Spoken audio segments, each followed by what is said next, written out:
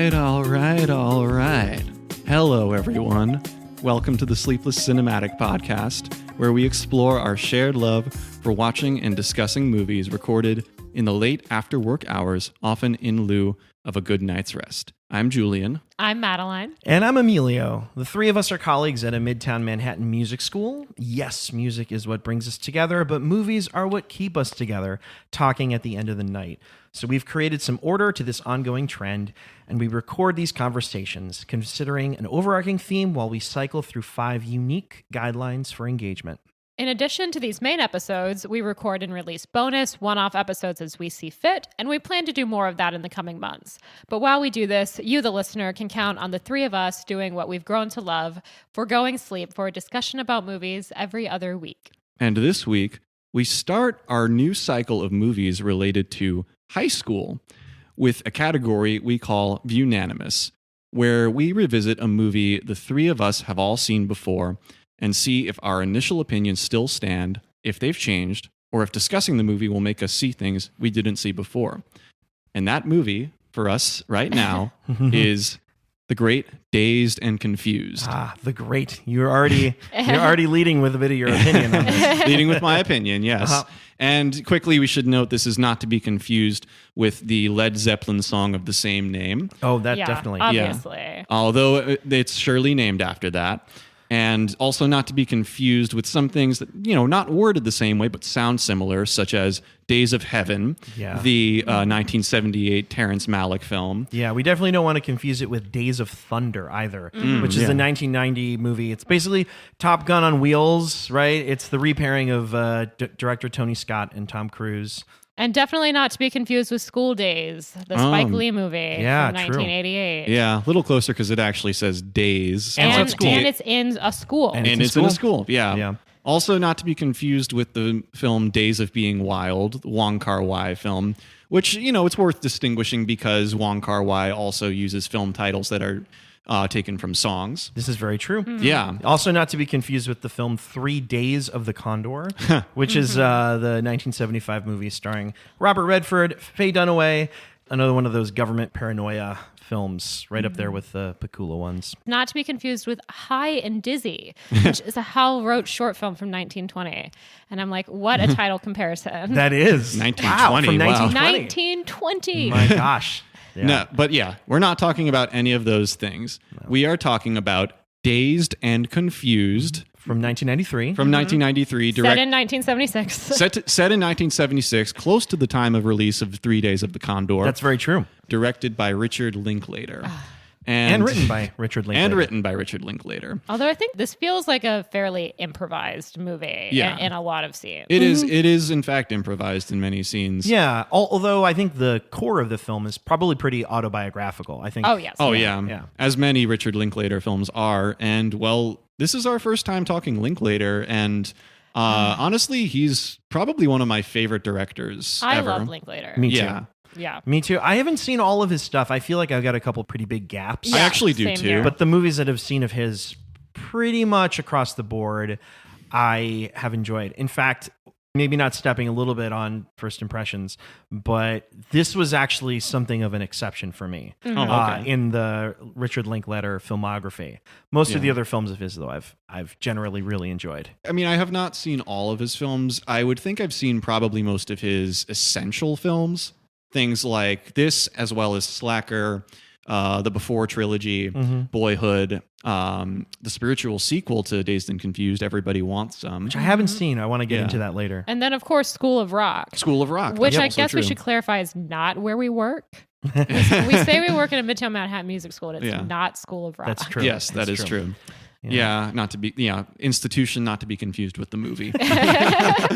Yeah, true that. We work at neither. Yeah, I'm just a huge fan of the Before trilogy. Like I have Before Sunrise as one of my top movies on Letterboxd, and those are movies that I just like really chose in the spur of the moment, setting up my Letterboxd account. But I do hold true to that. I do really love that movie and that whole trilogy. I think they're really, really beautiful films that I can watch about 10,000 times and not get sick of.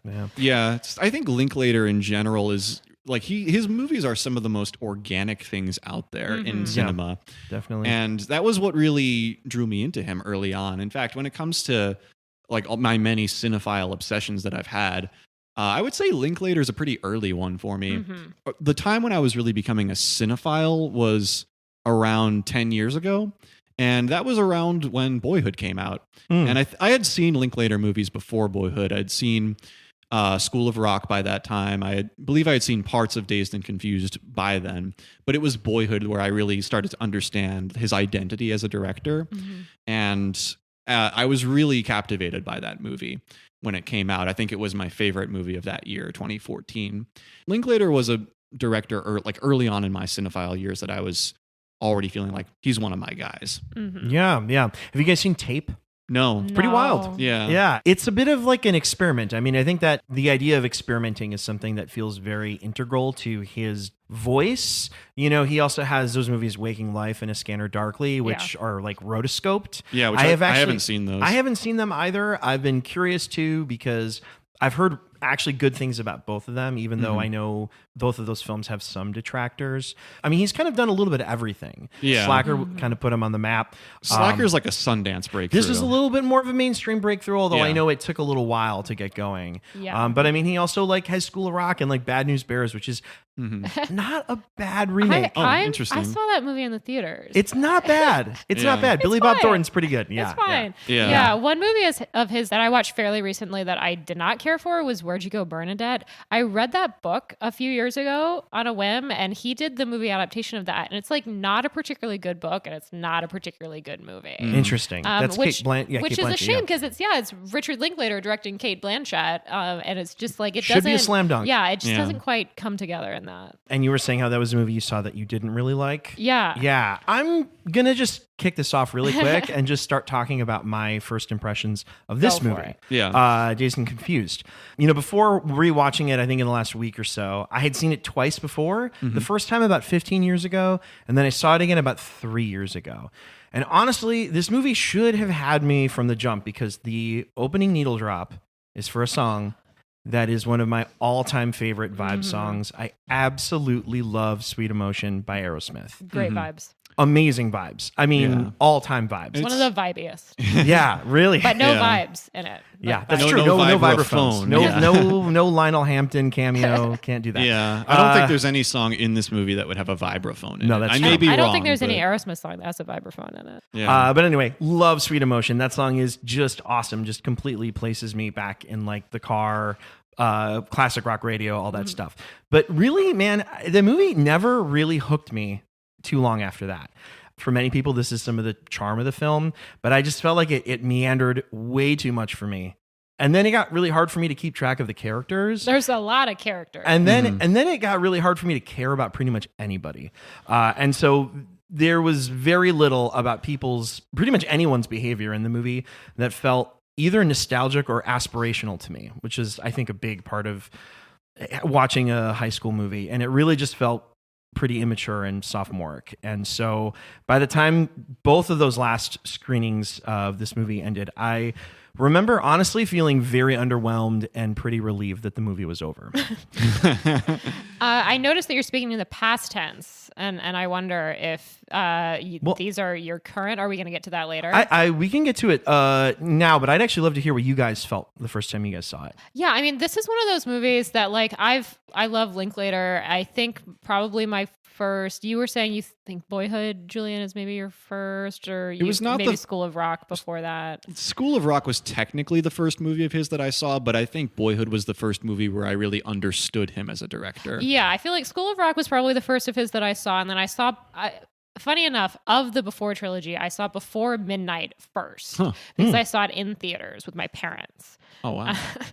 I ended up just really, when they explained to me sort of the concept of that first movie, I was like, that sounds great. I'm going to go find that right now. But I feel like Dazed and Confused was one of those movies that I had just seen fragmented. I know you and I were talking, Julian, that you feel like most of your experiences with this movie were similar. Yes. That like, I don't know that I ever sat down and like watched this movie beginning to end. Like, I think I had seen parts of this on cable and like maybe watched it all the way through as a teenager. I do not have a distinct distinct straight through memory of watching this movie. And I think that has a big role in this. I think, go ahead. I think that the design of the movie kind of keeps you from holding it in your head as one continuous narrative, because it's not one continuous narrative. It feels like you just watched a movie in parts, even if you did just watch it all the way through. Absolutely. Yeah. I think it's a very good observation. Yeah. And in my case, my first experiences with this movie, it's possible I would not know, but it's possible I saw bits of it on TV before I saw Boyhood, but I didn't see this movie in full until after Boyhood. And by that point, I was already clued into Richard Linklater's directorial style, so I kind of understood that, okay, he's going for a slice of life, one day in the life sort of thing, even though Boyhood is 12 years in the life, but I understood. Like the exact opposite of how this movie's opposite of a day in constructed. the Well, exact opposite, but still the sense that Linklater is a director interested in time. Right, absolutely, yeah. Oh, But and yeah. also the small details. Small like details. In Boyhood, like I love that it's so specific of the era. The music and the details, like Yeah. the Harry Potter of it all in that. Yeah. He really wants to put you in like 2008. Right. Or like 2010 or whatever. Yeah, and so like Linklater is great about those time and setting details. And we're all musicians. I was a fan of a lot of the music that was used in the movie. I think that pulled me in too. I think to some extent, even though, it's such a different time and place, I could see some of myself in some of the characters. We'll get more into that later. But yeah, I think I was just generally hooked, maybe not in a very deep way, but I just had a good time with it. And then there were a bunch of fragmented viewings, and it wasn't until... and by the way, this is all happening while I'm in high school too, that I'm watching this movie. And it wasn't until like late in my senior year that I actually properly saw it from start to finish. Still on television, but before then, I had been familiar with about basically the middle portion of the movie. It was one of those movies where I kind of watched the same part every time it was on TV, where kind of ranging from like the free ride needle drop when it starts to become nighttime, and up until around when the keg party starts. That was the part of the movie that I was really familiar with. Turned it off when it got to the keg party? Well, but the reason being that I was in high school. It was probably that I had to do homework at that time. Or you had to go to an actual keg party. No, we'll get more into that Your too. parents But listen to this podcast. that would never have happened to me in high school. And It wouldn't have happened to me either. Yeah. That's also, again, one of the reasons why this movie just never connected with me. Yeah. I think even in spite of the differences between my own life experience and that of many characters in the movie, I still had a good time watching it. Sure, Yeah. I think so too. And I think based on the following that this movie has, that there is something very universal at the core of this movie that speaks to a lot of people. So Yeah. Yeah. Well, I guess now we can talk more about our current impressions of the movie, how it's aged for us. And I think that in my head, from when I had seen it originally, I just thought this is the seminal high school movie. Of all the movies that we're going to talk about in this cycle, this is probably the one I know the best going in. And there's some runners up, which we'll cover in time. But I watched it at this time when I was still a budding cinephile. And so there's a lot more I see now that I could not have appreciated then. Some of it's in technical elements, like the cinematography, I think is excellent in this movie. Also, notably, there's quite a few film references within the narrative structure of the movie. Things like, the squeal. Alfred Hitchcock's family plot. Well, yeah, on the marquee in a parking lot, the squeal like a pig deliverance reference. Yep. It reminded me a lot of Robert Altman's Nashville. Just the way that it's an ensemble movie set around the same time. And there's reference to the American Bicentennial, which Nashville also does. Yeah, I think Nashville has a larger scope. This movie has a large scope, but like contained in a small town. Yes. I think. And similarly to Nashville, I think the raw footage of this movie was close to 3 hours long, but it was cut down significantly. I started watching, so I have to always plug the New York Public Library. They're excellent, and that is how I watched this movie, is that I got it on DVD from the New York Public Library. So thank you to the New York Public Library, first of all. But on the DVD, it had deleted scenes. I watched maybe 15 minutes of deleted scenes before I was like, I can't do it anymore. It's Deleted for a reason. It was too much deleted for a reason. And it felt, like I said earlier, some of this movie, I think there are some improvised scenes. And those deleted scenes felt so much like he just put teenage actors in a room and just said, just talk about something. Yeah. Like your topic, okay, you're in the bathroom and you're talking about boys or whatever. Just go. I think Joey Laurel Adams said that Richard Linklater literally said, you guys are free to change your characters if you want. Like, Yeah. if you're not really feeling something, say something different. If you don't Yeah. think that person would say it, feel free to try whatever you want. So as we said before, it has a very improvisatory feel. But because of that, I feel like the characterization is kind of all over the place. So this is another thing. Okay. That is another reason why when I first saw this movie the first 2 times, it felt super uneven.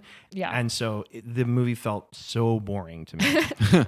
I could actually appreciate the character development quite a bit. I thought a lot of the individual personalities were, maybe they were edited to be this way, but I thought they were quite consistent. Yeah, and we'll get into it more. There's a lot of really wonderful performances throughout this movie. Mm-hmm. So yeah, I mean, I think this movie never struck me as inconsistent exactly. It struck me as a sprawl always. I mean, it's meant to be that. Yeah. Yeah. How did you feel watching it? I wrote fine to good in my notes.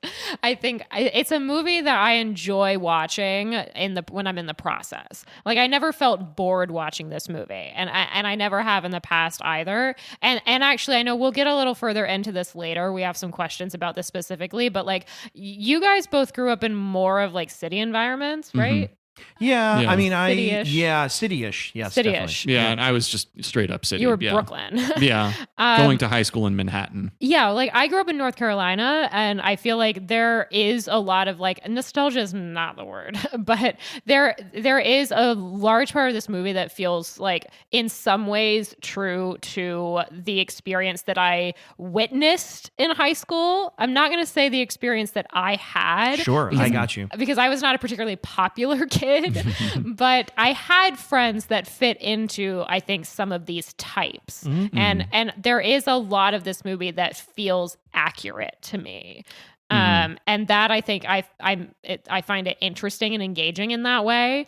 But I also was so baffled, like after finishing this movie and going to Letterboxd and reading people's reviews and seeing people be like, "Oh, I want to live in this movie. I want to smoke a joint with like these guys, and I want to kiss the pretty girls." And I was like, "What? Who are you?" Like, that sounds so sad to me.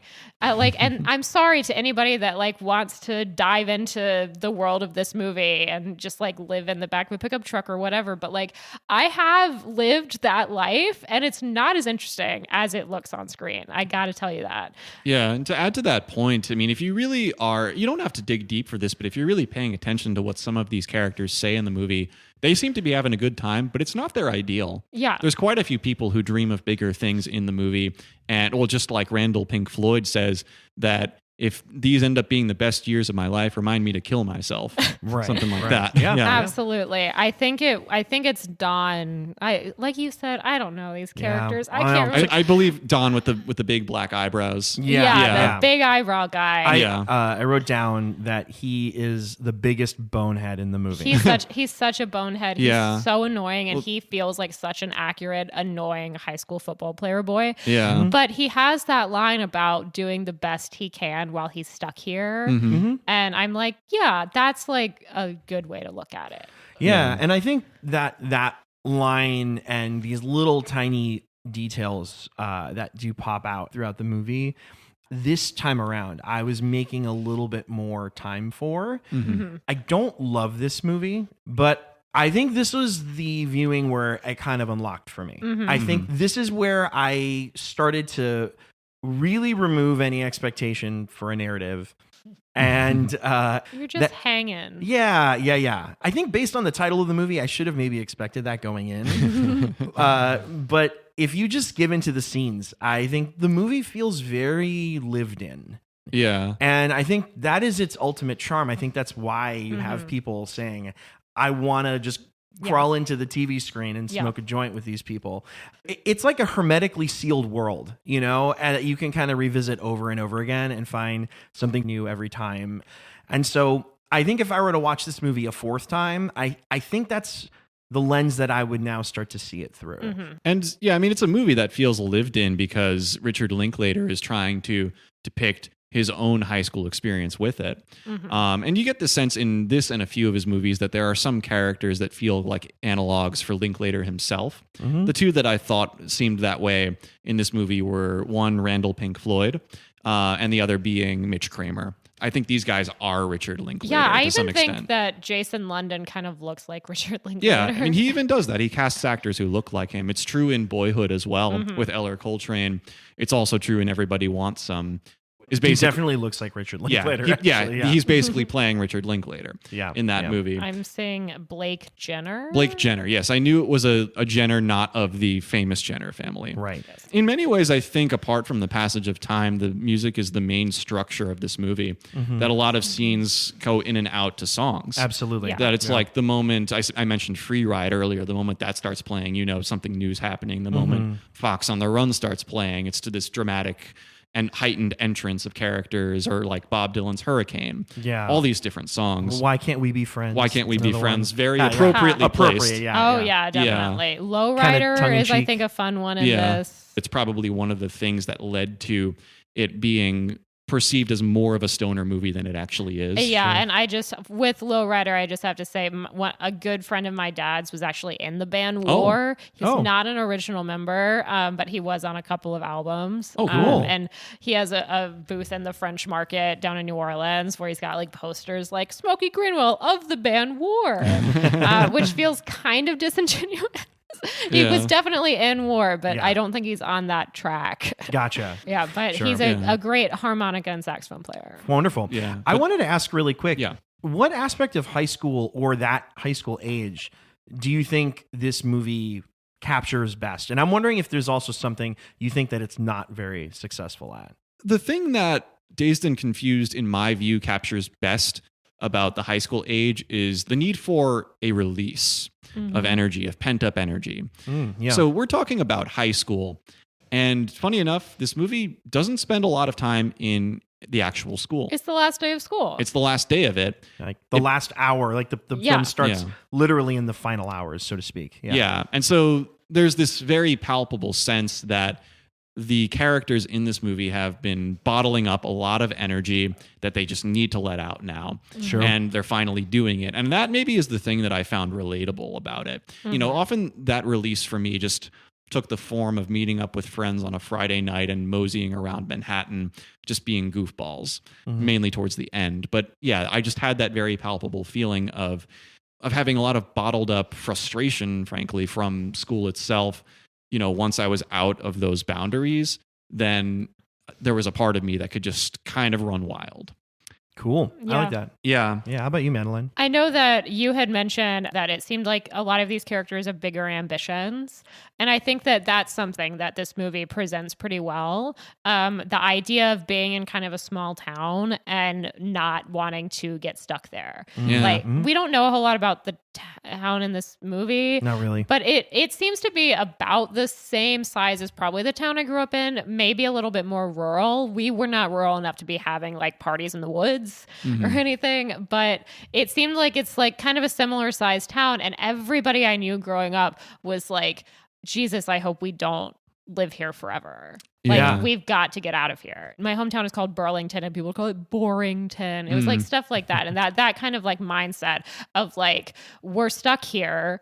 Why, like, what cards did we draw to have to grow up in this town, which was a perfectly lovely town to grow up in? I'm not shading my parents for raising me there. It was a great place. Suffering is relative, though. Yeah, exactly. It's like when you're a teenager and there's not like really anything to do other than go in the bowling alley, then it's like you start to have these big dreams about what to go to next. And I think a couple of characters in this movie do imply that they're going to be on to bigger and better things.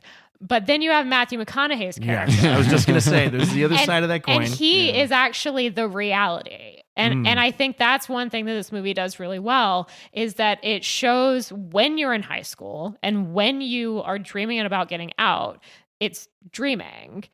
It doesn't happen for everybody. Right. A lot of people I went to high school with are still in that town. The same people who were talking about getting out. Many of them. Yeah. And there's a cycle. You end up staying there, or you end up leaving and then going back. And ultimately, like, that can be fine. Yeah. You know, your goals change. What you want out of your life is going to change. What you should not do is be Matthew McConaughey's character and go to high school parties and hit on high school girls. But, you know. Right. Yeah. No, I hear all that. one of the things that it does really well is it does capture the gravity of high school and how your world, whether you like it or not, kind of bends to it. It's just this inescapable part of life when you're a teenager. And there's something about how it bleeds over into every aspect of your life, even when you do go home, that I think this movie does capture really well. I think it also, and this is something I do not relate to necessarily, but as a construction, a narrative construction for the film, I think the idea of rising seniors who just cannot wait to flex on lower classmen. And the rising freshmen. Exactly, the rising freshmen, I think does lean into that aspect. And it leans into what you were talking about, which is there's this pent up energy that happens, and that none of that is happening because it's high school sanctioned, but it's high school age sanctioned behavior. Yeah, there's something about high school as a socializing presence that is just very strong in this movie that I think does feel very relatable and timeless. And on that note, I actually picked up a quote from Richard Linklater during one of his 2 interviews with Mark Maron. This was the second interview recorded around when he was promoting Everybody Wants Some. And of course, Everybody Wants Some. It's a spiritual sequel to Dazed and Confused, and it's set at a college in 1980. And he's talking about the difference between college and high school. And he says, high school is sort of like being in prison. No one really wants to be there. You're stuck in your parents' house. You're stuck in that world, not by choice. There's a lot of tension, a lot of aggravation, and all of that oppression. And so people are kind of bumping up against each other and expressing that kind of aggression. And that behavior comes out in different ways. So this is Linklater himself. And so, knowing that he was thinking that feels like a very conscious choice on his part to represent that. Yeah. It's funny. Did you guys feel that high school was a prison? Because that's a pretty strong comparison. I don't think the school was a prison, although I lived across the street from my high school. Like literally, I can look out my bedroom window and see my high school. So there is a bit of like, I was never away from high school. Oh God, it's inescapable. Right there. Yeah. To some extent, quite honestly, yes, high school did feel like a bit of a prison to me, but in a distinctly New York way, in that when I went to high school, and I'm sure I'll flesh out more details of this throughout the cycle, I think the main problem of my high school existence was not, for many people, it would be something like bullying or social concerns, and that was not so much the prevailing concern for me. It was work. I was like severely overloaded with work in high school, and there is a pattern amongst elite New York City high schools of over-assigning work. Sure. And I mean, I felt that way in my high school. Yeah. And I think it's not just New York, it's other big cities too. Right. So in that sense, I really did feel for a long time like I was just trapped under this weight of work to do in a way that honestly I have not felt since then. Throughout all of college and adulthood that has come after, for all the challenges there have been, it did not feel anything like that. I remember like meeting a couple of college kids while I was still in high school and them being like, oh, you think things are bad now when you're in high school, wait till you get to college.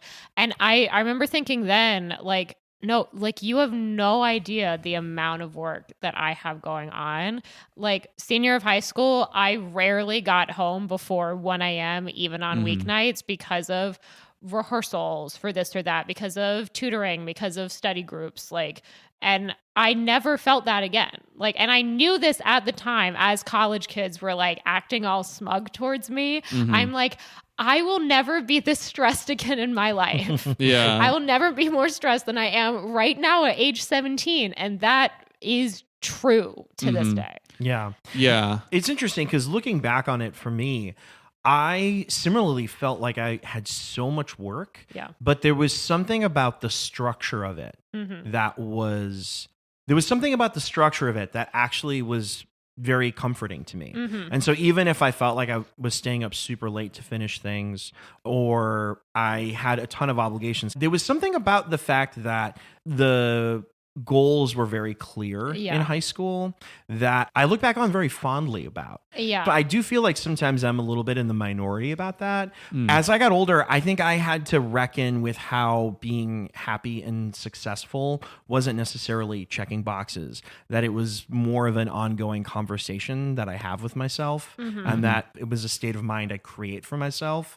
And I think in high school, I was a very good rule follower. Oh, and yeah. so for me, it was... I think that's something that the three of us have. Yeah. Yes, absolutely true. And so for me, oddly enough, there was something about it that felt like I was like, as long as I just keep my foot on the gas, I'll be okay. So. Yeah, and I mean, something that I kind of think back on that time that was nice was kind of the camaraderie of like having other people who are in that situation Absolutely. near you. Oh, yeah. Like I did a lot because I was in a relatively small town. Like the kids that I was at my a cappella rehearsal with were the same kids that were in the community theater play, and they were the same kids that were in my calculus study group. It was Right. like that, I think, was very helpful, is that I could commiserate on what was happening. Right. And Yeah. when you're in college, I think there's an element of that Yeah. that you can maintain, but you got to work a lot gotta harder find for it. it. Yeah. You got to really find it. And then as college goes on, it's harder and harder for that to maintain Yeah. if you haven't worked very hard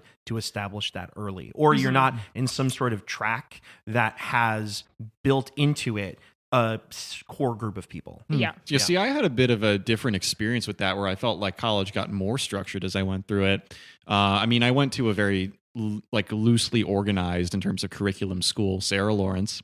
I liked the lack of structure because, I felt like I could allow my independent spirit to thrive a little bit more while still feeling structured enough to focus on what I wanted. I mean, Emilio, you talked about feeling like there was a structure to high school that you sort of miss. And for me, like, I think part of the problem with my high school was that not that it was unstructured, but that like every teacher treated their class as if it was the only thing. Yeah. And this, in a lot of cases, like even though they would kind of give lip service to the fact that other teachers were doing that, there were very few people who acknowledged that in a sincere way. See, I felt like college was like that more for me personally. Interesting. Yeah. Because college I felt was the opposite in some ways. Yeah. I feel yeah. like I had some classes and some teachers in high school that acted like that, and some professors in college that acted like that. I feel like I fall somewhere in the middle, but it is interesting. Like my calculus teacher was like that. And I think back to my senior year of high school and I'm like, did I take any classes other than calculus? And yes, of course I did. That's the only class, like aside from like orchestra or chorus or whatever, like that's the only kind of core class that I have any memory of. Dude, I did so bad on my AP calculus exam. Worth noting. I got a 3, which is enough to get the credit, but just barely. I have never studied harder for something that I failed so spectacularly at than AP calculus. I did just fine in AP statistics, but calculus was the enormous dark stain on my time in high school. They would tell you like, oh, well, take AP calculus because then you can like probably place out of college math. You get to college and you can take really easy math, actually. Well, you don't have to take difficult math at a lot of schools. Yeah. Well, and I Yeah. think, that speaks to a larger thing that I think does happen, and I think is maybe a bigger deal now than it was at a time In depicted 1976. in this film, which is I think there is this expectation that the work that you have to do in high school is preparing all you. in preparation for that next step. Yeah, well, but that makes me think of the line that Marissa Ribisi's character Cynthia says in the movie about preparation. It's all about preparing for the future. Why are we not living more in the now? I'm paraphrasing, but Right. yeah, just focusing more on, if this is our only life, why not live it up now? That sort Right. of thing. And that is a feeling that, coming out of high school, I very much sympathized with. And I think Wooderson also has his old Livin. Livin. Exactly. Yeah. Yeah, that was a very palpable feeling for me at the end of high school too. And I kind of, without going into detail, I had like a very considerable health problem in my senior year of high school too, that just on top of all the work that I had, it just made me think like, none of this is important. Like I'm trying to be healthy. I mean, that would change everything. Like it was probably one of the angriest periods I've ever had in my life because of what was going on. But then, on the flip side, I did start to kind of have my Office Space experience at the end of it, where I started thinking. I think most of us. Yeah, It's very common. Little senioritis. Yeah, senioritis. But Yeah, it was I guess we all have it. But I was starting to think like, you know what? No, I'm going to drop classes. I'll allow my grades to slip a little bit because I want to be healthy. We call it senioritis, but it's burnout. Yes. This is what we're doing to teenagers. Yeah. And I think that, you don't get the sense that any character in Dazed and Confused is burnt out in quite that way, although some of them... They're not burnt out, they're burnouts. That's I don't think Wooderson would admit that about himself, but... There's the Mike Newhouse character, Adam Goldberg. Yeah. I think he's the one who seems to typify that energy most of like thinking about his future. And he has that great line, I think it's right around the time where they're in the car, the line that you mentioned earlier that Cynthia says. But he's like, I feel like I should be wanting to help certain people. He's like, but I don't even know if I get along with them. Yeah, he's like, I want to be an ACLU. He's like, I want to be an ACLU lawyer. But then I was at the post office and I saw somebody bending over with their jeans falling down, and I'm like, I don't want to help this person. He wants to dance. I want to dance. Yeah, I think I can sort of empathize with or sympathize with that feeling from my own high school experience. Not that I saw that exact same scene, but sure. But in the sense that I was just by the end of it, feeling like I do not want to feel hampered by an institution. Like, warp me forward in time, please. Yeah. And so I am like, I feel like the Adam Goldberg character captures that feeling really well. Yeah. Well, this feeling that there is something after that he has to be ready for. Yeah. Or he has to have some part of his life figured out. And Randall Pink Floyd kind of has that too. And I noted him as one of the characters I relate to more because, I mean, I didn't play any sports in high school, but in, his experience of deciding not to sign that clean living contract for the football team, that kind of made me think of my own sense of rebellion in senior year. This would be a great time to get into that question you were asking about who do we feel like we relate to the most. So you feel like the Pink character kind of... Well, not the most. I would actually rank him second. Okay. I think the character I see myself in, I see the most of myself in, is probably Tony. As soon as Tony came on screen, He's I was like, too. that's Julian. He's mine too. I love that though. I can see that. Yeah. Oh, wow. I feel so validated right now. But yeah, Tony was the one who I could relate to. And that whole friend group too. Yeah. Like, I feel like if I were in this movie, friend group, I'd be in that car. I kind of love that the three of us feel. I feel the exact same way. I think we are that car, right? We probably are that car. Totally, because mine was going to be Cynthia. Absolutely. Only like one thing that can be stated definitively is that I think we all have good enough taste in partners not to succumb to any Wooderson types. Thank goodness. That's true. I know, that's right. Yeah, but I felt like Tony, I guess, because of the general capacity for intellectualization amongst that whole friend group, I could relate deeply to that. But also that he's the one who's like at the scene when they're at the drive-through, he's like, I can't believe we're stooping this low. And like that feeling, I would have had that kind of frustration in high school, and also like sneering when your friend who has bad taste in partners flirts with the sleazy guy. I remember that feeling too. Sure. Oh yeah, totally. I remember being at a Sonic where a guy actually that I had briefly dated was with me and my friends and called a friend of mine fat, and I said, get out of my car. And I made him walk home. And I'm very proud of that. Good for you. Yeah. You go to a drive-through Sonic type restaurant, and you got to hold your boundaries. See, like, Sonic, that's the thing we don't even have in New York at all. Okay, so do you not know what I'm talking about? No, I know what you're talking about, but just saying that's an aspect of the movie that like you can claim to have experienced more directly than I have. I don't know where you would put a Sonic in Manhattan. Yeah. Julian, I have to state the obvious that yes, I agree that Tony is more you on a spiritual level, but then you have the hair of Ron. Is that Slater? Yes. And that's another thing that's worth mentioning too, is that no, I am not Slater, but a lot of people over the years have looked at me and immediately assumed me to be that guy. Gotcha. Yeah, and for listeners, Slater, this is the Rory Cochrane played stoner character. He's like the stoner king of this movie. He's very winning. I love how he's like, we're in geography class or whatever. I like his whole thing about Martha Washington, Yeah. having a fat bowl ready for George Washington every day he came home. I do. Yeah. No, I'm with you guys. I felt like Tony was the character that felt the closest to where I think I felt as well, where I didn't feel like I was on the outside, but I never really felt like I was totally on the inside. But was also pretty intelligent, was pretty outgoing with his feelings. Like I totally remember having conversations with my friends about weird dreams that I had. But anyway, yeah. And then you know what? Also, he has a really nice turn in the movie, which is actually something that spoke to me very deeply, which is when Darla shows up and she's like, fire raid to Air raid. Yeah, air raid. I think air raid. Thank you. And he's like, no, she doesn't have to do that. Like, get away from here. And I love that energy. It's and so I good. like the moment of like, no, we're through with that. Yeah. Like you had that moment earlier. Yeah. Like you had your fun. You're done. You do not hold power over her anymore. You had your fun. Yeah. And well, I don't think we've gotten to it yet, but Madeline, who do you see yourself in? I mean, yeah, I have the most kinship with Cynthia. Like, and I think to what you guys were saying, just their little friend group just feels closest to friends that I would have. Adam Goldberg's character kind of feels like my brother in some ways. I feel like I have Adam Goldberg type moments sometimes, though.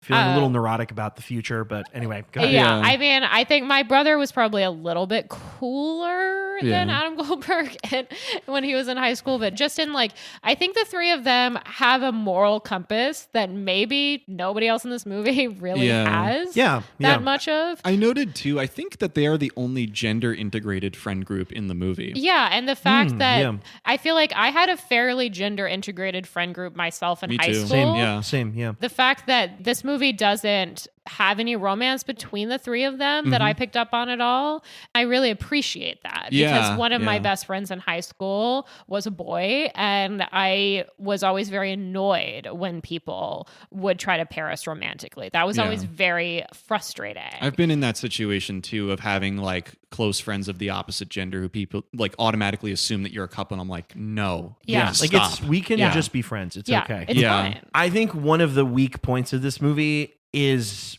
most of what happens with the female characters. Absolutely. And look, I get it. It's Richard Linklater's, it's from his point of view. He's the kind of architect, but it is a little bit jarring how they are really there for very little other than to be like ogled by grabastic boys. And part of the reason that I relate to Cynthia is because I can't relate to any other girl characters in this movie. Yeah. Because I was kind of awkward, and she's the only one that is even a little bit awkward, and even she gets hit on by Matthew McConaughey. So it's like I think that all the girls in this are presented in this, like, they're presented to, as you said, to be ogled. They're presented as pretty sexy, which is unfortunate because they are teenagers. Right. I think the only I got a real point about Milla Jovovich later, by the way. Yeah. I'm going to get into that. But I think that the other one who comes closest to being the most authentic is probably Sabrina.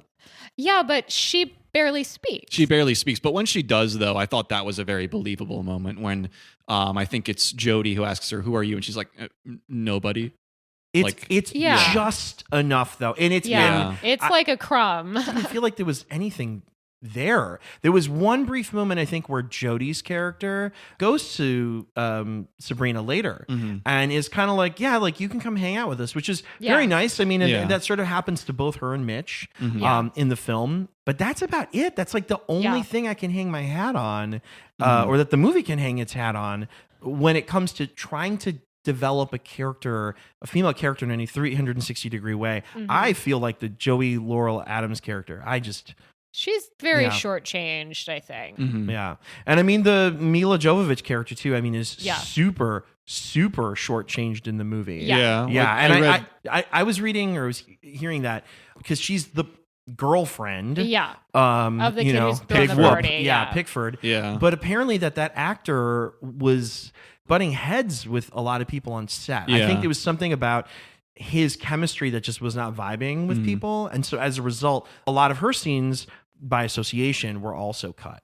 She does have the distinction of being on the poster without saying hardly any words. But yeah, when you think about the casting of this movie, I mean, it's an interesting mixture of people who went on to become very big names, and also some people who you never saw again. Totally. And it's interesting that like Milla Jovovich is one of those people who became a big name, was actually probably the best known person going into the movie. Yeah, I just also have to tack on with Milla Jovovich she and Sean Andrews get married during this production, and there's like an uncomfortable enough age gap between the two of them that she's 16 at this time. Yeah. And then her mother annulled the marriage. Yeah. You guys know about the movie Cuffs? No. Okay. We might talk about Cuffs a little bit later in future episodes in this particular cycle. It's a movie that stars Christian Slater. It came out a full year before this movie. And Milla Jovovich plays his love interest in the film. Now, he's not an old guy, but I think he's positioned to be like 21, 22, something like that. Where she's like 15? Yes. And I actually didn't realize until we were doing research for this particular episode that if that was the case and that Cuffs was filmed a full year before this movie, that she would have been the love interest in that film at 15. Yeah, it is to a full adult. Very, very weird. And it's also a little weird in this movie, although... I mean, she's positioned to be in high school, and she is of high school age. Yeah. The marriage stuff notwithstanding, that's very weird That's and off screen. not cool. In talking about like not only the characters, but also just the general representation of the movie, I think this is probably something that the general culture is more cognizant of now than it would have been in 1993 or 1976.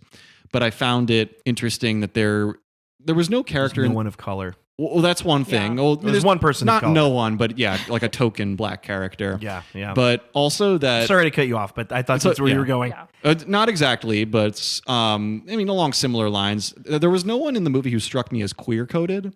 And I think that is something that movies in general have gotten better about representing over time.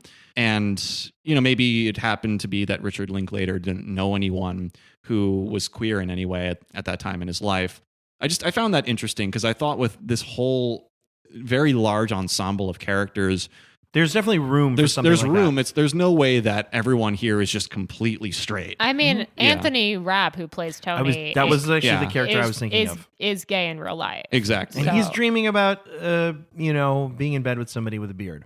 Right. Yeah, and he also, he's partnered with Sabrina in this, and he seems like interested, like curious in her romantically, but doesn't necessarily seem like he's fully committing to this relationship. Yeah. No, he kind of, it's almost a relationship of convenience in some respects. Yeah. Because they had that one moment where Jody sort of thrust the whole marriage proposal on them. Yeah. He kind of eased his way out of it or tried to be more of a gentleman in the moment. Yeah. And as a result, he felt compelled to get to know her more based on the fact that he gave her more of space to be a human being in that moment. Yeah.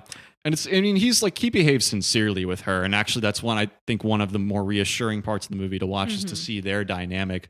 You get the sense with Tony and Sabrina that even if they decided to part ways, they'd still be okay with it mutually. But yeah, maybe that's interesting though about the Lincoln dream. Maybe that's a bit of Anthony Rapp putting himself into that role. It could be a little bit of the coding too. It could be. It could. Okay, yeah. I'm glad we talked about this now. Yeah, and it's like to speak to my relation to that character. Like I'm not gay, but I do sort of feel like I differ from a lot of straight men in the way that I see myself. Like I could see even as someone who is not a one-to-one exact replica of that character. I mean, I like the idea of there being some queer coding in that character.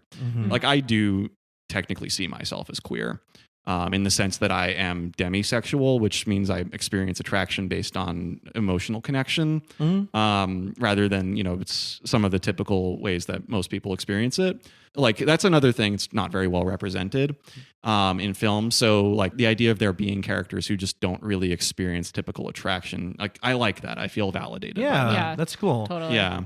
I wanted to point a little bit to a question that you posed about the performances. Yes. Yeah. So I wanted to ask you guys, like, there are a handful of actors in this that blow up to just an extreme degree and are like Academy Award winners, several decades later. Yeah. Obviously, we've talked about Matthew McConaughey. We haven't mentioned Ben Affleck at all. That's right. Oh, yeah. He's in this movie. He's very effective. I have to say, I think I have like Affleck face blindness. I see an Affleck and I'm like, I have no idea who that man is. And yeah, it's an affliction. And my partner, I see what you did. Very nice. Great job. My partner, who we call Dougie on this podcast, he had to point out to me that was Ben Affleck. I had probably watched this movie at like 10 minutes after this character's first appearance, and Dougie was like, "Is that Ben Affleck?" And I'm like, "No."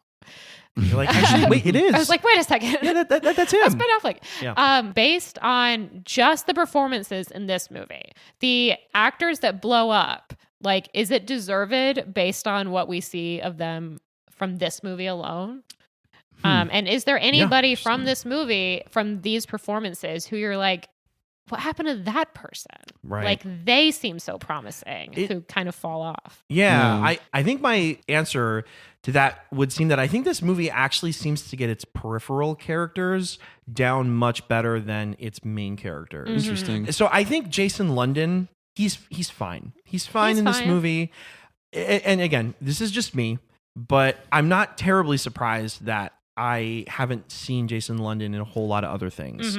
I have seen the movie Out Cold, which is a pretty lousy teen comedy about skiing and snowboarding. He apparently was in it. I did see this in preparation to talk about this. Very apropos to his role in this film. He is in the Aerosmith music video for the song Amazing. And it seems like his character was just plucked right out of this movie and placed in front of a PC. And there's some very early 90s like trust that technology would not immediately age. But I think that Dazed and Confused is about as good as it ever got for him.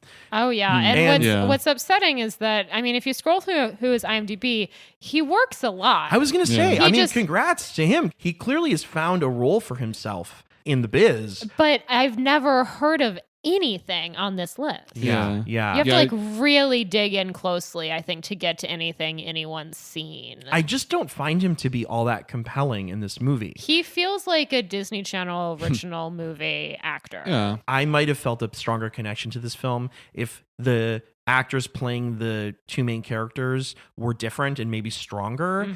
One is Pink, and then the other one is Mitch. To be honest, there were some intangibles with both Wiley Wiggins, who I guess plays Mitch. Actually, when I was watching that movie in high school, I think my mom assumed that he was Joseph Gordon-Levitt. Kind of has that vibe. He has a young Joseph Gordon-Levitt. Yeah, he has Joseph Gordon-Levitt in Third Rock from the Sun. Exactly. The long hair in that one too. For sure. I watched this movie and I kept looking at Wiley Wiggins and being like, who is that? Like, the guy, he looks... He's not been in anything else. That's one thing except for Waking Life. Well, yes, but again, but he's not been in anything else. And to be brutally honest with you... There's a reason. There's a reason he's not been in anything else. Dougie hated him. Oh, really? Oh, wow. Dougie was like, this guy is like my mortal enemy. Well, I can't stand looking at him. There's something very bland about him.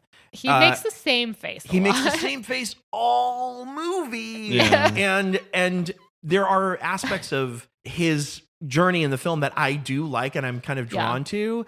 There are just some intangibles in both of those actors that I just think are not there. And if there's anything that really threads this movie along, it is the clean living pledge. Yeah. And I think it's also Mitch as being the one who has a more fully realized arc of like, I'm a rising freshman, and what happens to me on this crazy day with all these other upperclassmen? Because he will now rule the freshman class once they actually start school. He is the only one that these older kids have accepted. Exactly. That we've seen. Yep. I sort of thought, I mean, to make a little bit of a counter argument, in Richard Linklater's initial Mark Maron interview, he was talking about how in his general filmmaking ethos that he thinks a lot of typical movies are very overwritten, overplotted, and that's why, he's a little bit looser about his own approach. A very interesting point he made is that you don't need to write a character very strongly to feel a connection with them on screen. You just need to spend some time with them. And that, he was saying that's why an audience can relate to Travis Bickle in spite of the fact that he's a psychopath. And I sort of felt that way about characters like Randall Pink Floyd or Mitch Kramer, that are these the best acting performances I've ever seen? No, but they do have, I think, kind of believable demeanors for teenagers. Yeah, one thing that I did say after watching this movie, because Dougie in particular really disliked Mitch as a character and as an actor because he was constantly making the same face. This eighth grader trying to seem cool is just going to make the same awkward face over and over again. Because he's nervous, he's scared, and he doesn't want to admit that because he wants to seem cool, and he's trying too hard. And he is just going to have that same dopey look plastered on his face all night. Yeah. I think that is fairly accurate to your point, Julian. There are just some intangibles that I just don't think are there for me. One thing that I quite like about the characterization of Randall Pink Floyd, though, is that the way that he can move pretty freely between social groups and be equally accepted amongst them, because that's another one of the things that I could kind of relate to about him, that in hindsight, I did have a core group of friends, many of whom I'm still friends with to this day, that really stuck together the whole time. But I felt a lot of times I was just moving between social groups without paying any mind to boundaries or cliques or any of that. I just felt I'm naturally friends with all these different people. Why stifle that? Yeah, his position is being the coolest guy in school. Yeah, totally. Yeah, and when you're at the top of the ladder, you're free to be yourself. And I think that's one of the things that you see in him. Yeah. And that's why Dawn and Ben Affleck are such annoying boneheads because they're not as effortlessly cool as Randall Pink Floyd. Or even Mike, because you feel there's more of a need to prove himself that he has that sets him apart from someone like Randall. Adolescent anger is still it's still pervading him. And it's so true. It's if this were to happen when his prefrontal cortex was all fully developed, he would realize that somebody who was looking to pick a fight is just somebody that has their own problems. Absolutely. You don't have to stoop to their level. And in thinking about characterization still, I was asking myself, because I'm an only child, I was asking myself if anyone in this movie felt like they could be only children. And again, I came back to that group of potentially Mike, Tony, and Cynthia. And you never get answers as to whether they are, but if anyone in the movie could be only children, I think it's probably at least one or two of them. I did want to mention, to your point about people that we see if they ended up having the career that we think that they should have. I just want to give a shout out to the history teacher in this movie. She has one of my favorite lines of the whole thing. Oh, yeah. I love this line. And I had to write this down because I just love it so much. Yeah, she goes, me too. "This summer when you're being inundated with all the American bicentennial 4th of July brouhaha, don't forget what you're celebrating. And that's the fact that a bunch of slave-owning aristocratic white males didn't want to pay their taxes." And I love it's aged very well. Oh yeah. I watched this movie on President's Day. There we go. That one was very fun. So and she's played by Kim Krizan or Kim Krizan. Apologies if I mispronounced that, but she puts all that wit and insightfulness, I think, to good use, because 2 years later she co-wrote Before Sunrise with Richard Linklater, and then also again co-wrote the sequel Before Sunset, and she was Oscar nominated for that. That's amazing. Yeah. Although if you ask Julie Delpy, she would say that she and Ethan Hawke wrote most of that movie. Okay. But yes. Yeah. And thinking about the casting too, Rory Cochrane, who plays Ron Slater, he's an interesting one because he sticks around and he's still working to this day, but he's maybe never as prominent again as he is in Dazed and Confused. I thought he was Hugo Weaving for a bit. I feel like they have similar faces. Pretty convincing American accent there. I think both of them did have long hair in some movies too, didn't they? Yeah. But just to imagine Ron Slater as Elrond in Lord of the Rings. That's maybe who I'm thinking of. Exactly. I tried to convince Isildur to give up the ring. I tried, man. Yeah. Man, what use is a phone if you can't speak? Oh, is that Matrix? That was the Matrix, yeah. But then, so Rory Cochrane's idea about having longevity as an actor was actually in maybe not taking every role that would come to him so that he could pick and choose things to show different colors of his talent over time. And so it's interesting that he's someone who's had longevity from not being a workaholic about acting. Yeah. And I mean, we've talked about Wooderson. The thing I ultimately do like about Wooderson as a character is not that he's a good person, but that he's a real guy that you know. Yeah, I mean, Richard Linklater had said about that character that, like, there's a guy like that in every town. Yeah. Exactly. Yeah. He reminded me, have you guys seen Adventureland? No. No. He reminds me, it's a great movie, by the way. Yeah. Totally recommend it. Yeah. He reminds me a lot of the Ryan Reynolds character in that movie. Kind of beefcakey older guys who seem like the only way that they want to engage with adulthood is if it means that they're able to hold on to some of their youth. Yeah. Yeah. Have either of you seen Noah Baumbach's debut, Kicking and Screaming? A long time ago, and I remember bits and pieces of it, but because that movie, now that I'm thinking about it, I feel like that movie is kind of like the college version of Dazed and Confused.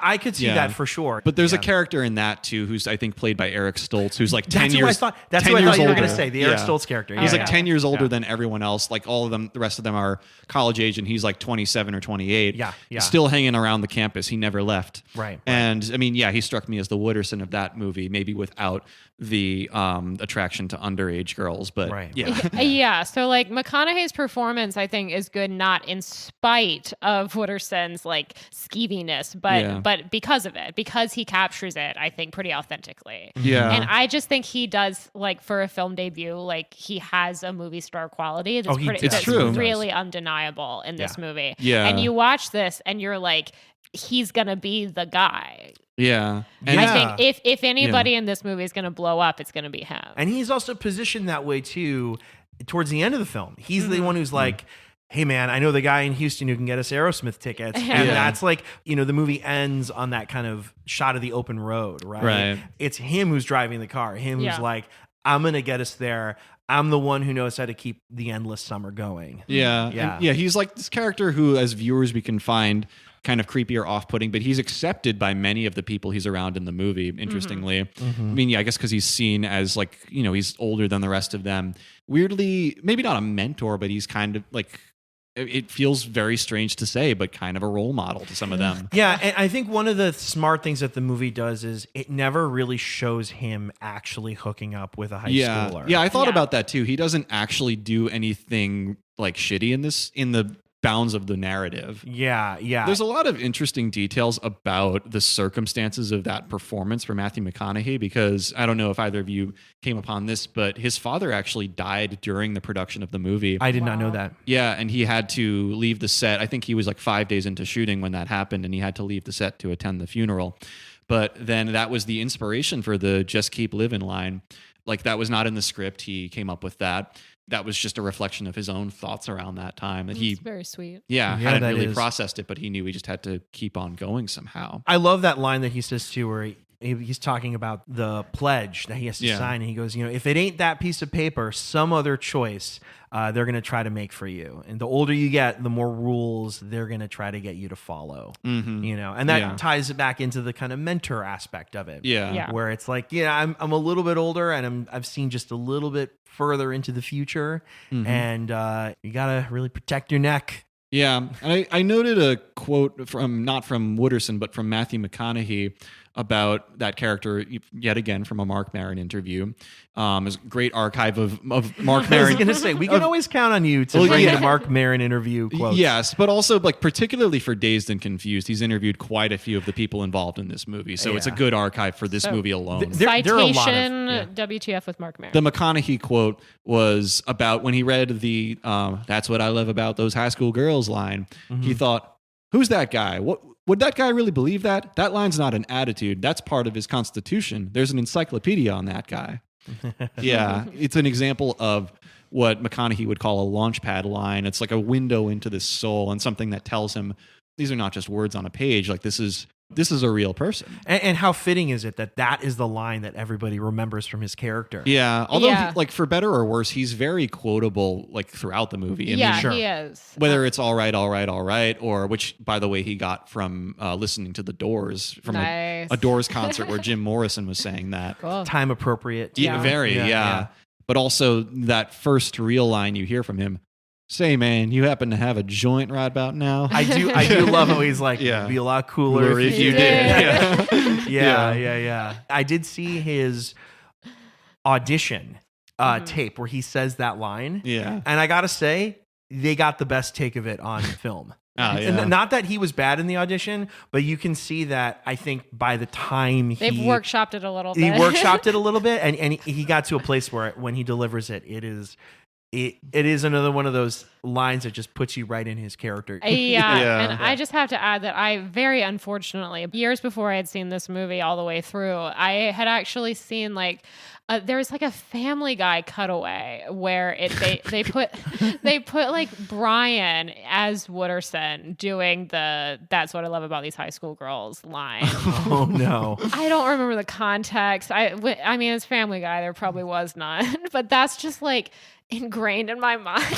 Sure. It's like that particular shot outside the bowling alley, but it's like Brian from Family Guy. Peter Griffin Family Guy. Yeah. Peter Griffin saying like, it's like Brian was Matthew McConaughey or something like that. You're right. Like and then suddenly that's it cuts to that. Something like that. I don't know. But I mean, like another anecdote about this too is that according to Richard Linklater, McConaughey's assessment of that character in the audition was, "I'm not this guy, but I know this guy." And I remember repeating that. Speaks to what you just said. Absolutely. One of those people McConaughey's from Texas. Yeah. He gets it. According to him and his own high school experience, he sounds like maybe not that he was Wooderson, but that he was kind of like a Randall Pink character. I believe that. I believe that too. That he was like able to move pretty freely between social groups. You know, he stuck up for underdogs when they were being bullied. Well, yes, of course you would brag about this decades later. Yeah, I think so. I mean, in this movie, this is a very well documented movie. I mean, you can look anywhere you want to and you'll find endless interviews with people.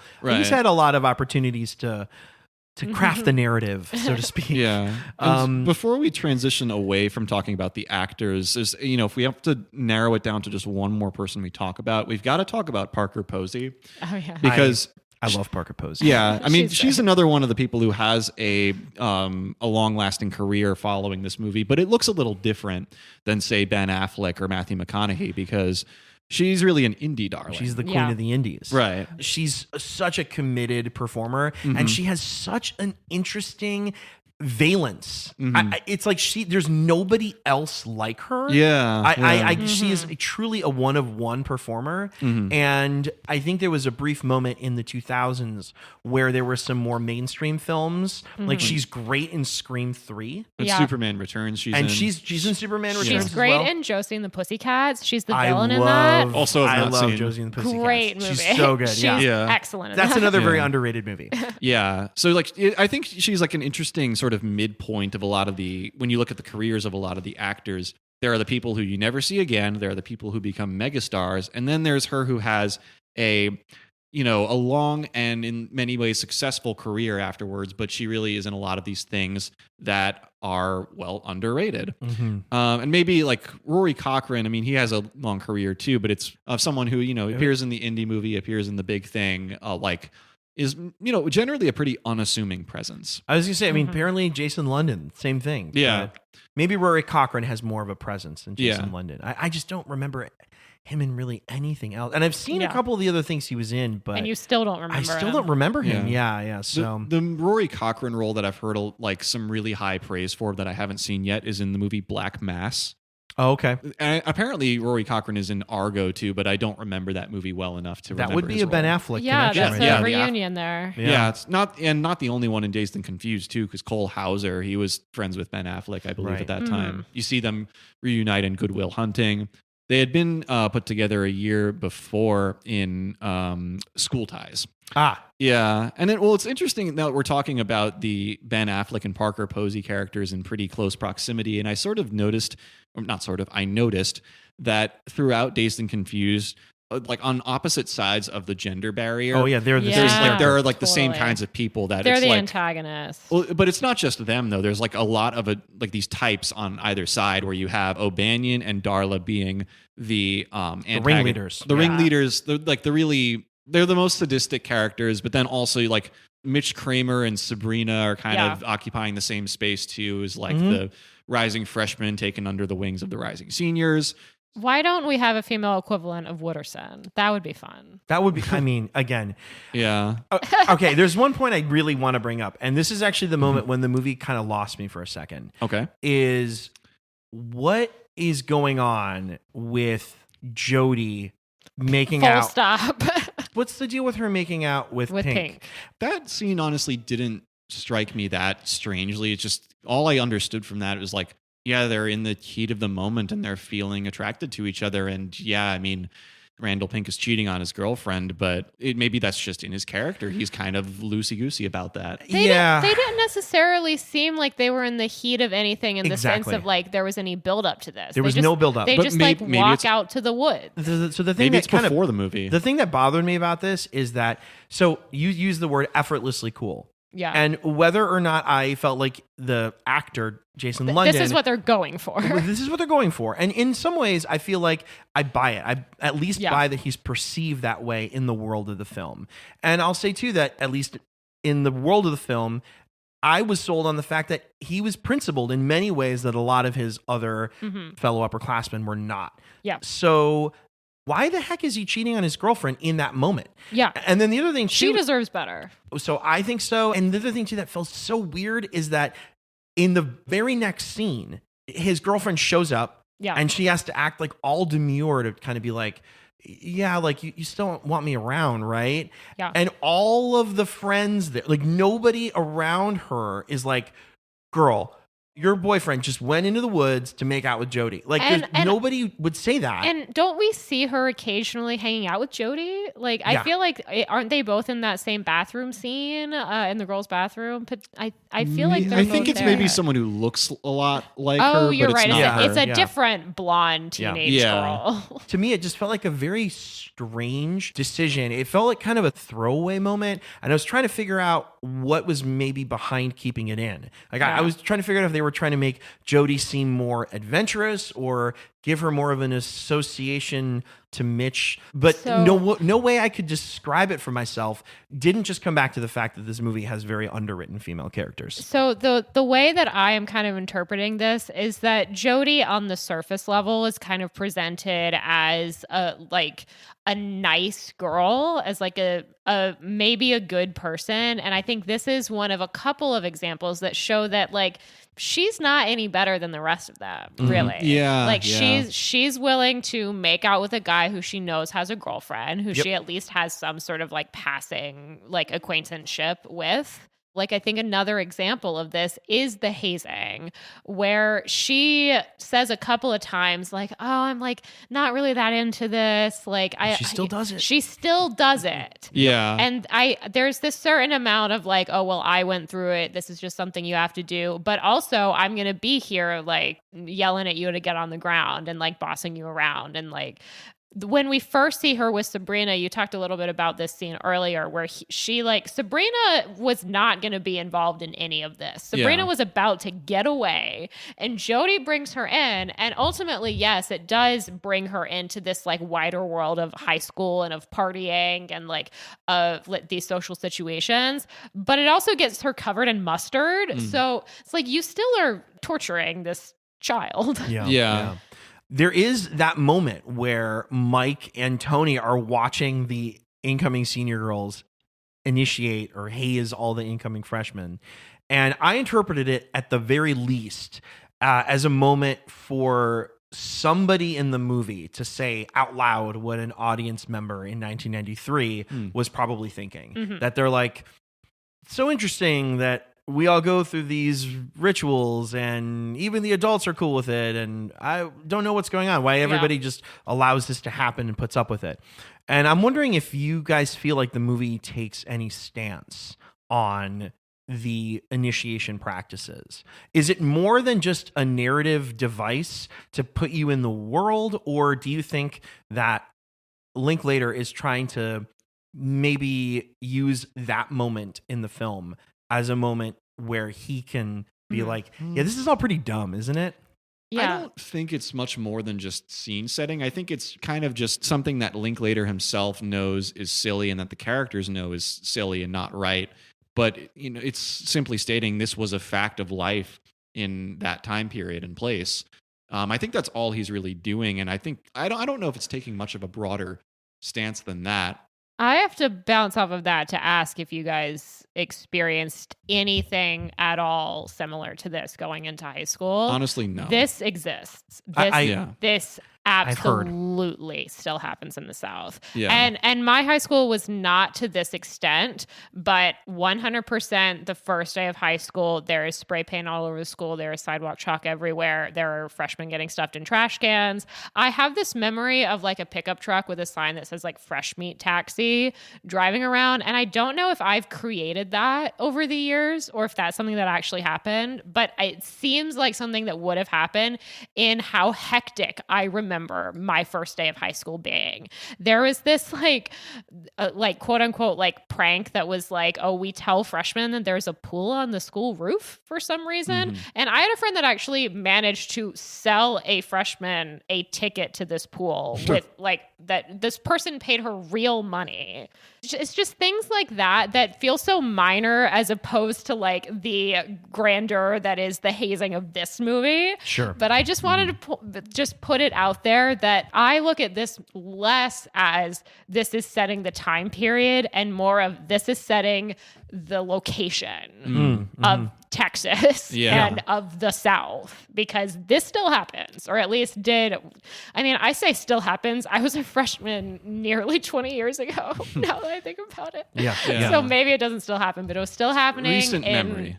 2005. And there doesn't need to be a clear cut answer about that. I just found that kind of interesting because apparently there's an oral history that came out about this, and a number of Richard Linklater's high school friends, I think, either populate the film or there are characters in the film that are named after his actual high school friends.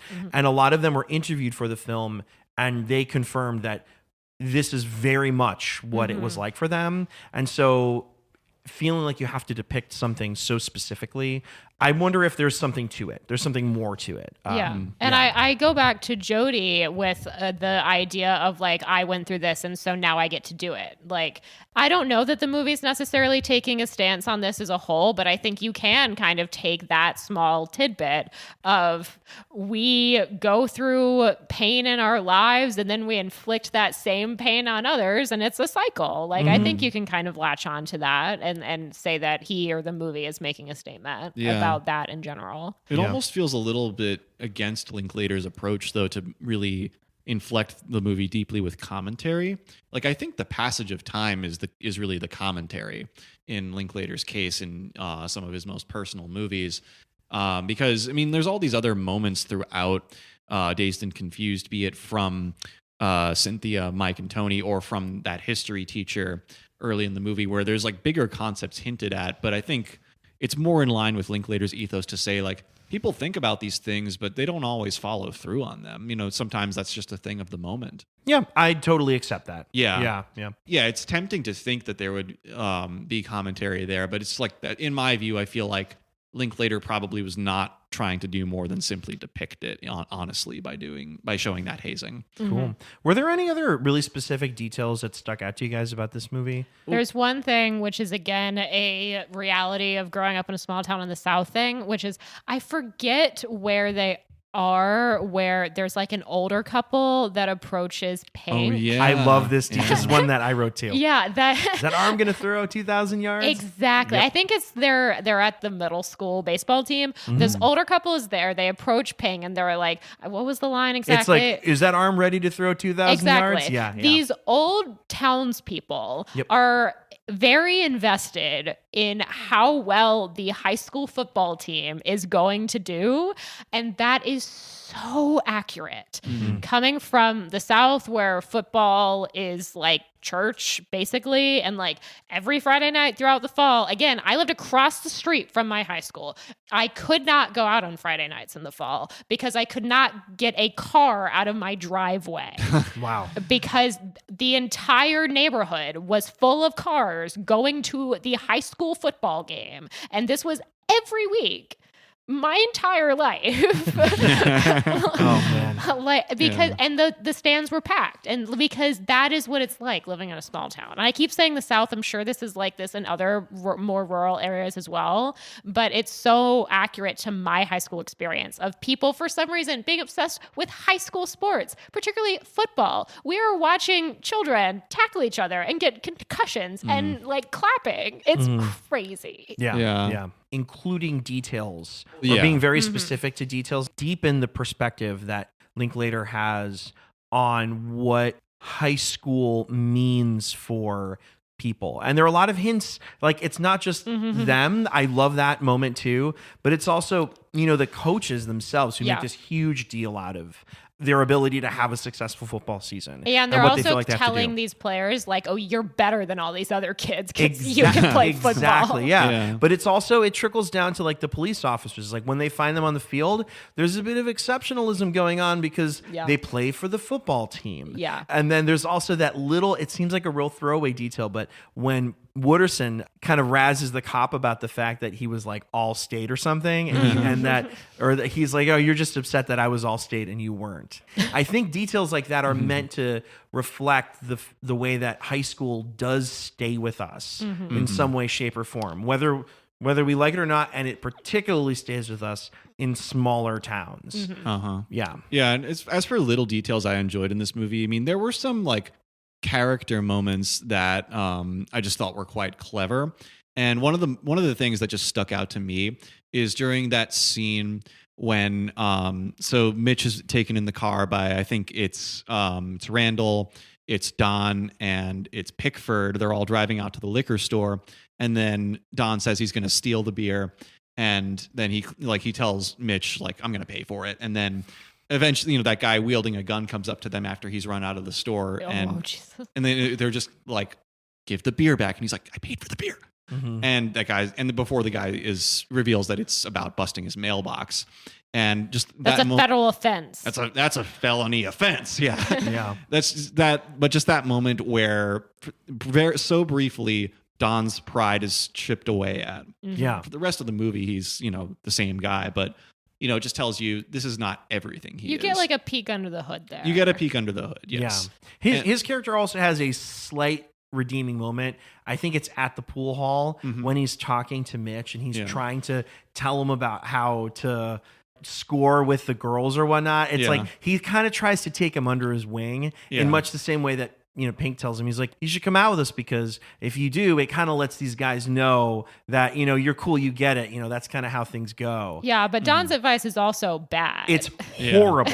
I completely agree. It's like negging. It's very much negging. Yeah. But it's also you were saying just like, it's a peek under the hood. It's like, there's somebody in there that is at least, saying like, man, let me try to be a big brother to this guy. Yeah. But yeah, he's such an idiot. Like, he's such an idiot. Yeah. And another character moment I enjoyed in a pretty similar situation is then when Mitch later on has to go and buy beer from a store.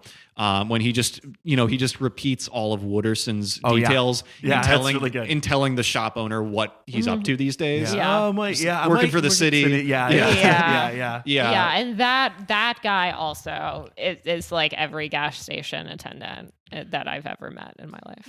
Here's some more money for your pocket. I had to look up because I thought it would have been a really funny character choice for the gas station attendant to ask him if he was 18 when but apparently the age to purchase alcohol was 18 totally. In Texas and at the time. Well, a lot of places in the South, like my parents talk about this, because I believe I'd have to do the math, but my dad was born in 1958, so this was like literally the year he would have been 18. And he talks about how he was allowed to buy beer and wine. You had to be 21 by liquor, but you could buy beer and wine at 18 in a lot of places in the United States in that particular time. Beer and liquor at 18, but no, it was beer and wine at 18, beer and liquor wine, at 21. Liquor, okay. In my mind, they're like the same thing. You're like liquor, beer and wine. Another detail I like is towards the beginning of the movie. I believe it's Pink saying this to Don, where he's essentially like, "Why are we playing football? Like, we could do anything. We could be in a band." Yeah, I love that line too. He's like, "We'd probably do just about as good with all the girls." I love that line. And I'm like, at this moment, I'm like, that would have been such a great movie to just be like, let's quit football and start a band. Well, that's one of the things I felt like I was missing from the movie. I would have loved to have seen musicians somewhere in the film. You got to watch School of Rock. I think so. But you do get a good soundtrack. Yeah. And maybe it's more realistic too that even if these people are musicians, that they still want to party that night. They don't want to play like they want to be the ones indulging themselves. Totally. But also, like, speaking of the music in this movie, sort of a trivia question I wanted to ask as we wrap things up. Do either of you have a favorite needle drop in the movie? I mean, mine is the first. The very Sweet first. Emotion. Sweet Emotion, man. That song lives deep in my DNA. Yeah. Like, I have a different one. I mean, there's so many good needle drops throughout the movie, but the one I just keep coming back to is right when the baseball game is done and Mitch is just accepting the fact that he has to be paddled. No more Mr. Nice Guy. Yeah, that's a good one. Yeah, and just as that continues to play during the slow motion shots of him being paddled, it's like it's a uncomfortable scene, but the song fits so perfectly in that moment. It's very good. That's the good thing about, I think, a lot of these needle drops is that they just fit really well with what's going on. Like he just fits it perfectly with whatever's happening in the film. Like exactly. When they play Alice Cooper's "School's Out," you know, right. It's like, oh, school's out. Or why can't we be friends? Exactly. Why can't we be friends? School's out also kind of cheeky makes me, on that one. Yeah. I also thought like one of the needle drops that interests me the most in this movie is when Bob Dylan's Hurricane comes on. Yeah, that's kind of an interesting one. Yeah, that's the first scene when you see Wooderson leading them all into the Emporium.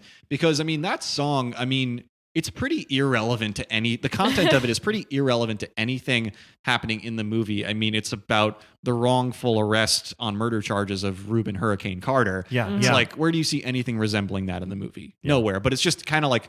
The vibe of it, though, it sounds great as entrance music. It's a slightly deeper Bob Dylan cut, I think. It's a well-known, it's a big song on that album, Desire. Yes. Yeah. But it's like compared to Blowing in the Wind or Like a Rolling Stone, it's like a little more for the fans. Exactly. I think when I first watched the movie, like I wasn't sure that was Dylan. Immediately. I think I didn't know the song yet. The movie introduced me to it. And then I was like, is that Bob Dylan's voice? And I looked it up and I was like, oh, yeah, nice. Yeah. Another good music moment is Milla Jovovich playing the guitar. Just about to ask. She's so great. Interesting moment, too. Like, I think she is actually playing there. She's absolutely playing her song. But there is a moment, too, where like you can hear she's playing a G and A minor chord. And a D minor. And a D minor, but you see the image is ever so slightly out of sync with the audio. Yeah, I think that's an editing thing. It's an editing thing, but it's like I understand it, but I just like couldn't help but notice that there's like you hear an A minor when she's playing a G. That is always kind of annoying to me in movies in general when I'm like, this seems like it would have been pretty easy to fix if somebody knew what these chords were supposed to sound like or just bothered syncing them up with the exact changes. I think that we should totally have a guitar playing accuracy index. Oh, yeah. The future TikTok series. It could very much so. Yeah. So it's the Kens.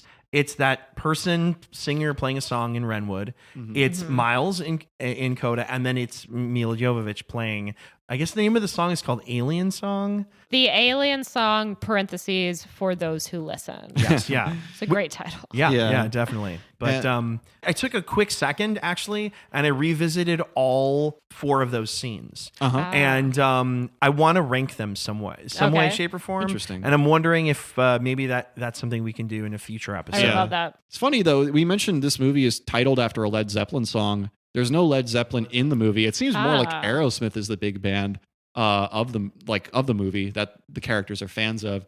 But the reason Aerosmith song should this movie have been named after if it was going to be named after an Aerosmith song? Sweet Emotion? I don't know. Okay, sorry. But I mean, it's okay. I'm trying to think. There's probably I don't know, something off of Rocks. Yeah. The names are not coming to me right now, but it's interesting though because it's not just about like narrative choices. I mean, Led Zeppelin's music was very, very copyright protected for a long time. I was going to say, I think that's got a huge, and that Richard Linklater tried to get, I think it was Rock and Roll played in the movie, and he got Jimmy Page's permission, but he did not get Robert Plant's. It's titled after Led Zeppelin, but no Zeppelin in the movie. Gotcha. Anyway. Cool. Is there any other thing we want to say? Or I feel like we can start talking about Unlikely Shared Universe right here. I think it's a good time for that. Yeah. All right, who wants to go first? I will definitely go first if you guys don't Go mind. for it. Go for it. Okay, so we get introduced, right? Parker Posey, super brassy Darla Marks. She's the O'Banion of the girls, essentially, right? She's the one who revels the most in all of the hazing rituals. Here's what I want to ask. I'm wondering, what if she was relatively new to Lee High School? And I'm what if she came there as a junior from another school or town in Texas where maybe similar hazing rituals took place? I'm going to go with that right now. And I'm going to say, okay, so she comes to Lee High School and she's wounded from all this trauma, from all the air raids and marriage proposals to boys and being showered in condiments. And she's looking for a fresh start, right? And so she takes on this new name, Darla. But her government name is actually Lisa Snyder. Or, as she was known at her old school, Lisping Lisa, in reference to her unfortunate speech issues. And it's there at Lee High School that she gets to take out all of that aggression with a new name and ostensibly with a lot of vocal coaching. Because we don't hear a lot of lisping from her in that. But anyway, this deep wounding is super formative to Lisa, and it informs her path in life after high school. So she goes to school for marketing, she graduates, and she has a lot of success in advertising in a very consumer-friendly 1980s. She glamorizes herself with a lot of expensive clothes, perhaps some cosmetic work, and now it's the 1990s. And with years of success in that cutthroat industry, and under a new professional alias, Fiona, she starts an extremely successful but quite secretive consultant business that specializes in subliminal messaging to teenagers through pop music. So even though she's left Texas, Darla never left Lisa, and she just became Fiona, and she continues to live life desperate for self-validation and a need to control the youth. Gotta be honest, I don't know these connections. I know what it is because we actually have mentioned it we so just far. talked about it. Yep. I love that it did not even occur to me that this may be your Unlikely Shared Universe, but this is Josie and the Pussycats. It's Josie and the Pussycats. Yep. Yes. Yeah. She's a very, very fully committed performance as Fiona / Lisping Lisa, which we find out at the very end of the film. Spoiler alert for Josie and the Pussycats. That's right. Still see it if you. Julian, you got to watch that movie. You got to watch it. It's very good. I think it's on Criterion now. Yeah. She's. Is it really? Maybe. I feel like maybe it's Mubi. I'm not sure. Okay. Yeah. Well, Mubi. Either one. That's pretty kind of cool. I rented it from the New York Public Library. I was going to say it's getting a critical reappraisal if it's on Mubi or Criterion. That's really cool. No, it's quite good. She's paired alongside Alan Cumming in that movie. Yeah, she's wonderful. Yeah, so. Nice. Yeah, her and Alan Cumming. That's a great pair. Really good combo. I'd love to go next because I think we should save yours for last. Okay. So we've talked about how much we like Tony in this movie. I think Tony's really great in this. And Tony seems like he maybe has bigger aspirations than Stan in this small town in Texas. So as he approaches graduation, he sets his sights right here in the Big Apple. He says, I'm moving to New York City. And he starts to explore the world of documentary filmmaking. Yeah. That's awesome. You know how much we love a good film. He meets a lot of interesting people. It's a very tumultuous time in New York City, especially for the LGBT community. And he begins, at some point several years later, briefly dates a beautiful, fiery woman named Maureen, who ultimately breaks his heart, leaves him for a woman. And, he's going through a tough time. And to top it all off, his friend, his old buddy, comes knocking at the door on the first of the month because it is time to pay the rent. The rent. The rent. The rent. Yeah, the rent. Right. He's Mark, right? He's Mark. He's kind of the main character in Rent. Or he originated that character. Yeah. Another thing I still need to experience. Totally. Gotta watch Rent. Yeah. Definitely worth it. Just like all things Jonathan Larson in general. Yeah. I believe that he originated this role on Broadway and then also did it in the film adaptation as well. Yeah, that has Rosario Dawson, who's also in Josie and the Pussycats. Oh, yeah. Yep. Nice. Is Rosario Dawson in your Unlikely Shared Universe? No. Fiddlesticks. Sadly, no. But okay, so my submission for this has to do with Wooderson, the Matthew McConaughey character.